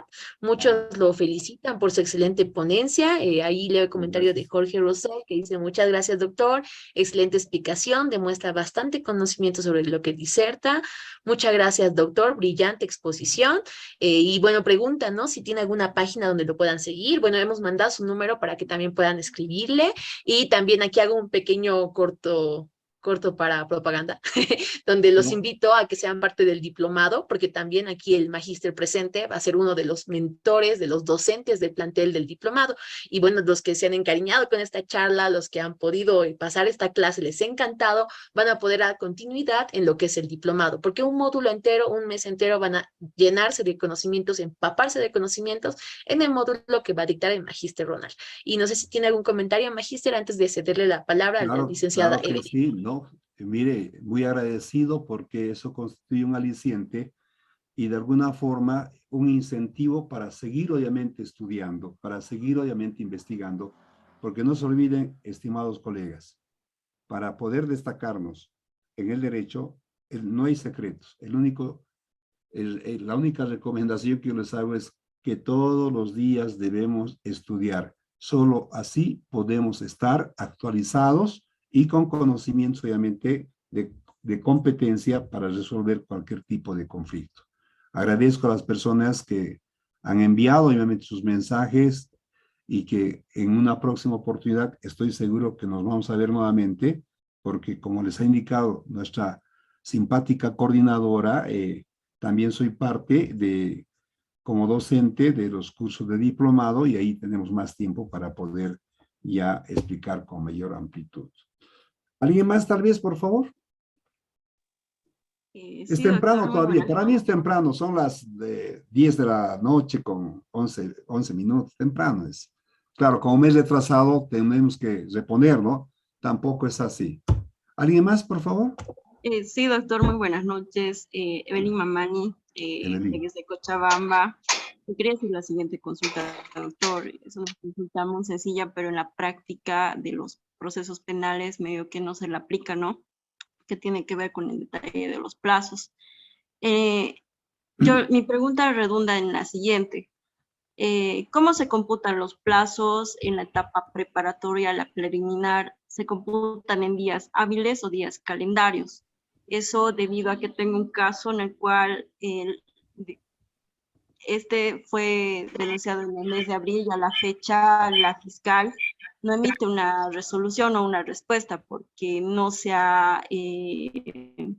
la investigación no tuvo curso y se hubiese estancado ahí y por eso es que tengo esa duda, ¿no, doctor? Gracias. Estimada Evelyn. Los plazos procesales se dice que son de orden público y de cumplimiento obligatorio, ¿verdad? Y cuando nos referimos entonces al cómputo de plazos, no es otra cosa que debemos zambullirnos, perdón el término, en el artículo 130 del Código de Procedimiento Penal. Los plazos se computan obviamente por días y también por horas. Por días y por horas. Por días está establecido, a ver, me gusta decirlo de la manera precisa esto y quisiera por favor que capten esto. Para mí no existe una etapa de la diligencia preliminar. Ese no es el término correcto. Perdón, con las disculpas, por favor, ¿ya? No soy un erudito, pero de alguna manera quiero lo poco que sé enseñarles tal vez. Resulta que las sentencias constitucionales, la 1036 y la 52 complementaria del año 2002, son los que marcan con respecto a la subdivisión, escuche bien, a la subdivisión de la etapa preparatoria del juicio. La etapa preparatoria del juicio se encuentra subdividida en 3 subetapas. Subetapas. La primera, diligencia preliminar. ¿Dónde está esta diligencia preliminar? En el artículo 300 del Código de Procedimiento Penal. Actos investigativos. Actos iniciales. El segundo, subetapa, actos investigativos. Plural. El tercero, actos conclusivos. Los actos conclusivos se materializan en el momento cuando llegamos en el artículo 301 y 302 del procedimiento penal. 301, cuando ha concluido la diligencia preliminar. Por ello, estimados colegas, es muy importante redactar de manera correcta un memorial, de manera correcta. Peleo mucho en la universidad con esto porque parece que fuera difícil, pero no es difícil. No me voy a desviar, estimada colega Evelyn, pero quiero indicarle esto. Cuando se redacta un memorial, cuando dirigimos, por decirle al fiscal, lo correcto es el título, fiscal de materia asignado a la división delitos, ya colocamos ahí la división delitos, por decirle, contra el patrimonio de la Fiscalía Departamental de Cochabamba. Y yo le explico por qué, obviamente, esa está la forma correcta. No se olvide que ese fiscal de materia no es obviamente independiente. Depende del fiscal departamental. ¿Por qué? Porque sus resoluciones, ya sea de rechazo o de sobreseimientos, no va a conocer el fiscal departamental. Por ello es que es lo correcto colocar ese título. Vayamos más abajito, por favor, más abajito. Suma, el resumen. Por decirle ahí, cooperación interna. Si quiere, fotocopias legalizadas, certificación, lo que quieran llamar, inspección, reconstrucción, lo que quieran llamar. CUT, otros CIES. Y aquí viene el problema en la identificación de la causa. El impetrante debe colocar su nombre, Ronald Torres Claure. Dentro, hasta ahí no sé si Ronald Torres es obviamente la víctima o el victimario. Cuando coloco ahí dentro, debo de alguna forma ubicarme en cuál de las instancias estoy del proceso penal. Si indico, si no hay imputación formal, voy a colocar dentro la diligencia preliminar. ¿Correcto? Pero si hay imputación formal, dentro la etapa preparatoria del juicio. Pero si hay acusación y estoy ante el juez o tribunal de sentencia, dentro la acusación. ¿Me dejo entender? Ese es un problema. Si todos redactarían de esta forma los memoriales y luego alguien me lo trae, yo no conozco el proceso, le puedo decir a esa persona, sabe que estamos en la etapa preparatoria del juicio. Porque es genérico indicar dentro del proceso penal seguido por tal, contra tal, que sé yo, por el delito de tal. Ante usted, con el debido respeto, expongo y pido 2 puntos aparte y empiezo obviamente con la redacción. Entonces, en coherencia con la pregunta de nuestra querida colega Evelyn, ¿no? Lo que estoy haciendo obviamente es computar plazos. Acá. Le puedo colocar fiscal de materia asignado a la División de Delitos Patrimoniales de la Fiscalía Departamental de Cochabamba. Suma, ampliación de plazo. CUT, otro sí, y tengo la identificación. Y la fundamentación entonces viene acá. Hay que tomar en cuenta que los plazos procesales en lo que respecta por días se computa a partir del día siguiente hábil y solamente se computan los días hábiles. No lo dice Ronald Torres. Así está obviamente determinado en el artículo 130 del Código de Procedimiento Penal. Si son obviamente 5 días para objetar el rechazo de la pretensión penal llamada denuncia, llamada querella, y han notificado el día de hoy, empiezo a computar del día de mañana, ¿sí? Viernes, lunes, martes, miércoles, hasta el día jueves, tengo los 5 días para poder objetar a esta resolución arbitraria de rechazo a la pretensión penal. Sin embargo, no es así el cómputo de los días, o digo las horas. Cuando se determina horas, porque puede haber en 24 horas, 72 horas, o 48, 72, 96 horas, por decirle, ojo, 96 horas me está replicando en la cabecita con respecto al allanamiento del domicilio, artículo 180 del Código de Procedimiento Penal, si no me equivoco. El mandamiento de aprehensión tiene una vigencia únicamente de 96 horas. Horas, no días. Entonces el juez, cuando expide, porque es el allanamiento expide el juez, no el fiscal, cuando expide un mandamiento de allanamiento debe colocar la hora en que ha expedido para computar las 96 horas.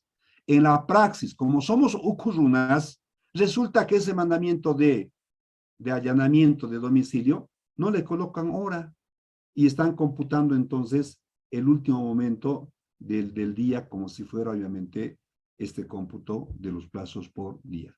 Ahora, cuando nuestra querida amiga, colega Evelyn nos dice cómputo, porque quiere saber no solamente esto, cómputo dice.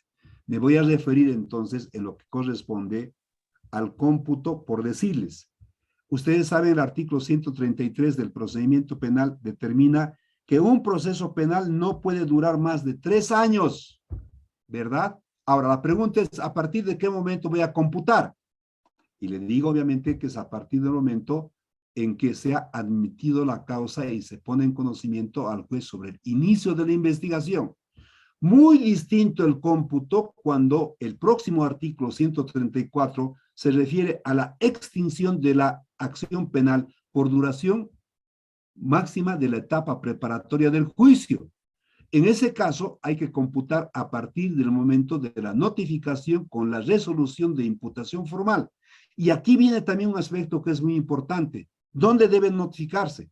Deben notificarse en sede judicial, no en sede fiscal. Si se notifica en sede fiscal, resulta que no se opera y no surte ningún efecto con respecto a lo que corresponde, no, en lo que corresponde obviamente para el plazo correspondiente. Ahí está. Prescripción. Es otro plazo, obviamente, que hay que determinar y hay que clasificar delitos instantáneos, delitos permanentes, delitos continuados, delitos instantáneos a partir de la medianoche. Delitos permanentes cuando cesa, obviamente, la consumación del acto ilícito y los delitos continuados a partir del último momento en que se ha operado esa conducta. ¿Sí? Ahí está, tal vez de hecho con un amplificador la explicación, no sé si me ha podido entender. Sí, doctor, muchas gracias por la explicación, me ha quedado muy claro. Gracias. Muy gentil. Ahora sí creo que podemos despedirnos porque los patitos han aparecido acá. 22, 22, 4, 12. 4 números 2, bonito. Sí. Sí, estimado magíster, creo que la última consulta sería de Angelo, que igual es el último ¿Ya? que levantó la mano y con Perfecto. eso cerramos. No le dejaremos a él. Vamos, Angelo. Querido doctor, buenas noches. Hola. Hablamos acá desde el Beni, doctor, muy alejado Lindo. a Paz. Qué lindo. Por acá por la Amazonía. Querido doctor, soy egresado de la carrera de Derecho, doctor, y estoy pues aquí como todo iniciante siempre averiguando y como una esponja aprendiendo tantas cosas.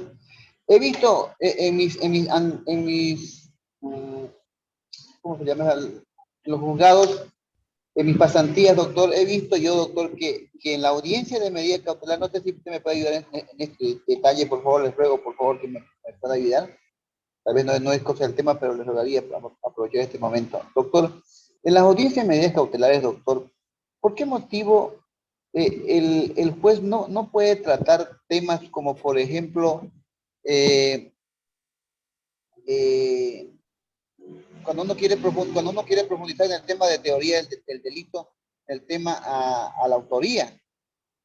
Normalmente lo que yo he podido ver en las audiencias, y en la mayoría, en toditas que yo he visto, doctor, nunca tocan temas así de profundidad. Solamente dice el juez, aquí solamente voy a resolver su situación jurídica, aquí no estoy sentenciando, y pues cualquier cosa allá al tribunal de sentencia. Listo. Aquí lo que yo resuelvo es si se va a defender en libertad o aprendido. Nada más. Ahora, mi pregunta es, doctor, disculpe la ignorancia, pero estoy aprendiendo. ¿Hay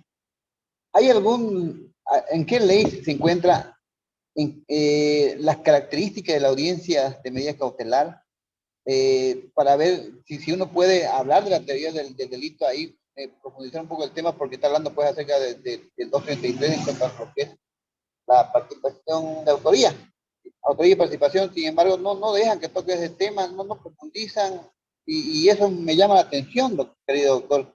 Yo por eso decía, si habrá un esquema donde puede decir, por ejemplo, en la audiencia de medidas cautelares, estos puntos se puede tocar o no se puede tocar, digamos. Entonces yo, como soy iniciante, la verdad que yo desconozco este tema. Y eso, doctor, si me podía iluminar, por favor, doctor, os ruego. Lo voy a hacer como una especie de un simulacro, a ver, Ángelo, para poder también ayudarles en algo, ¿ya? Señor juez, esta audiencia ha sido señalada para definir la situación procesal del imputado y no así la situación jurídica. Ojo, no vayamos a confundir la situación jurídica con la situación procesal, que en la praxis lo utilizan como sinónimos. La situación jurídica lo voy a definir en la sentencia en el juicio. La situación procesal cuando se aplica una medida cautelar. ¿Correcto? Muy bien. Estimado Ángelo, hay un artículo que está en la Constitución Política del Estado, artículo 14, parágrafo 4. En el ejercicio de los derechos, ninguna persona está obligada a hacer lo que la Constitución y las leyes no manden, ni a prohibirse de lo que éstas no prohíban. Esta norma supralegal, que está en concordancia con el artículo 410 de la Constitución Política del Estado, claramente indica que la Constitución Política del Estado es la norma suprema del ordenamiento jurídico nacional, y esta se aplicará con preferencia a cualesquiera otras leyes. Consiguientemente, la ley 1970 no es nada, ni la ley 173, ni las otras, obviamente, que corresponden. Sin embargo, cuando se trata de una audiencia de aplicación de medida cautelar, existen obviamente roles que hay que cumplir, ¿no? El rol del fiscal, el rol obviamente de la defensa, y si es que el juez no me permite hacer uso de la fundamentación con respecto a la teoría del delito, que está obviamente determinado en el artículo 20 del Código Penal, como es la autoría, ese juez se está aplazando. ¿Por qué? Porque el fiscal lo que ha hecho para la imputación formal cree que ha cumplido con el 302 del Código de Procedimiento Penal. ¿Cuándo se imputa a una persona? Cuando existe acreditado el hecho y la autoría o participación. Permítame, juez, en consecuencia, pues, de alguna manera, refutar el requerimiento de parte del fiscal.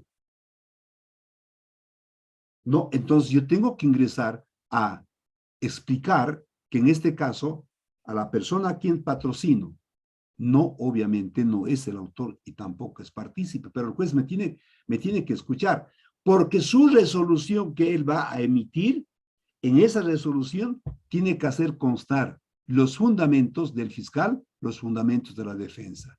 Si no me está escuchando el juez y no quiere escucharme, lo que implica obviamente que está restringiendo a mi derecho, obviamente, a la defensa amplia y restricta, ¿no? Y a una defensa eficaz. ¿No? Tengo que ponerme, estimado estudiante, casi colega, firme, sin faltarle respeto al juez. Tengo que ser nomás, de alguna manera, incisivo. En el momento, juez, que usted advierta que mi persona no esté exponiendo de acuerdo a la utilidad y pertinencia, usted tiene todo el derecho de imitarme. Mientras tanto, está en la obligación de escucharme.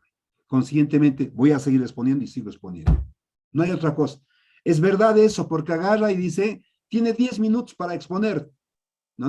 Así es. Estás equivocado. Estás equivocado, juez. Aquí no hay, conmigo no hay 10 minutos. Mientras yo sea coherente, exponga por utilidad y pertinencia en esta audiencia, es que su autoridad tiene la obligación de escuchar, si quiere administrar correctamente justicia. Así es.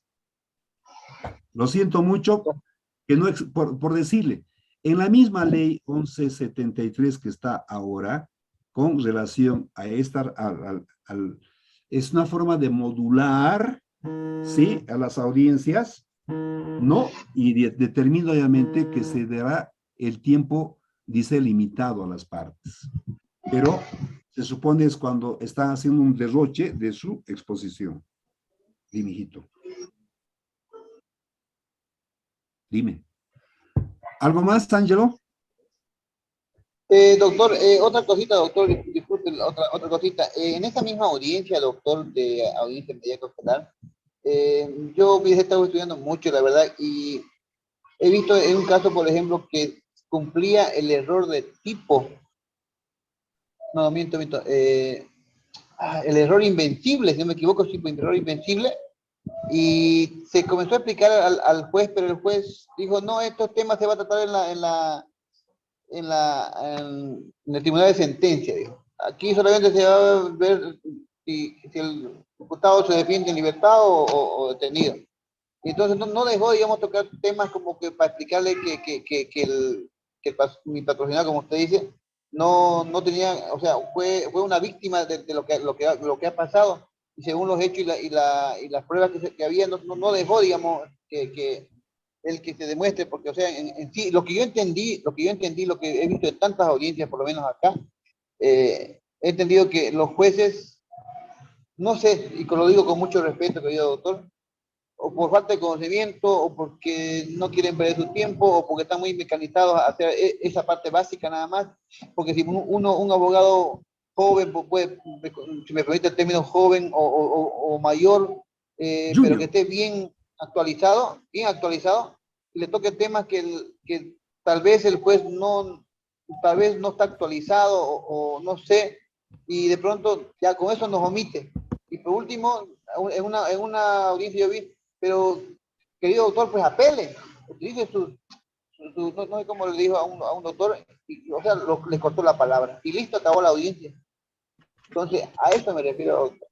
La preocupación veo, y yo tal vez pensé que había alguna ley para modular, decir, estas cosas se deben tratar en tal audiencia, estas otras cosas en tal audiencia, y uno tiene el derecho de preguntar y ya, pues tocar los puntos, o sea, para que no vulneren nuestros derechos como abogado y el derecho a la defensa, doctor. Eso.